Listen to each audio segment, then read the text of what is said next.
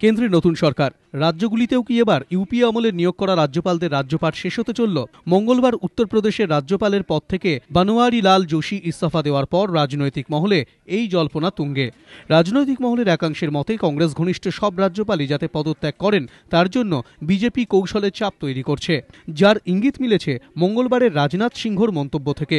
UPA আমলে নিযুক্ত রাজ্যপালদের নাম না করে তাদের উদ্দেশ্যে কেন্দ্রীয় স্বরাষ্ট্রমন্ত্রী বলেন, আমি যদি তাদের অবস্থায় থাকতাম তাহলে নিজেই পদত্যাগ করতাম।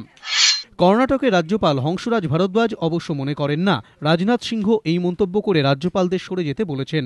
একই সঙ্গে তার মত, কেন্দ্র যদি না চায় তাহলে রাজ্যপালদের ইস্তফা দিয়ে দেওয়া উচিত। তবে বিএল যোশীর পর কোনো রাজ্যপালই এখনও পদত্যাগের পথে হাঁটেননি। মহারাষ্ট্রের রাজ্যপাল কে শঙ্কর নারায়ণের ইস্তফা নিয়ে জল্পনা তৈরি হলেও বুধবার তিনি জানিয়ে দিয়েছেন, যার হাতে প্রকৃত কর্তৃত্ব রয়েছে তিনি যদি তাকে পদত্যাগ করতে বলেন তবেই তিনি সেটা ভেবে দেখবেন। সূত্রের খবর, কয়েকদিন আগে কেন্দ্রীয় স্বরাষ্ট্র সচিব অনিল গোস্বামী পদত্যাগ ইস্যুতে মহারাষ্ট্রের রাজ্যপালকে ফোন করেছিলেন। লোকসভা ভোটের ঠিক মুখে কেরলের রাজ্যপাল পদে দিল্লির প্রাক্তন মুখ্যমন্ত্রী শীলা দীক্ষিতকে নিযুক্ত করেছিল কংগ্রেস।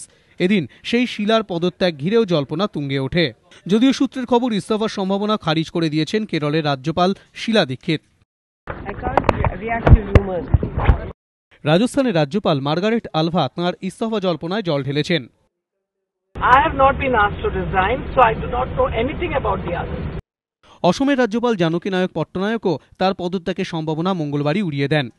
ये क्या कौन सा गवर्नर रिजाइन किया है, क्या हुआ है, इसे मुझे क्यों जड़ित करते हैं आप लोग? बेसलेस है जो क्रिएट किया है बिल्कुल बेसलेस है।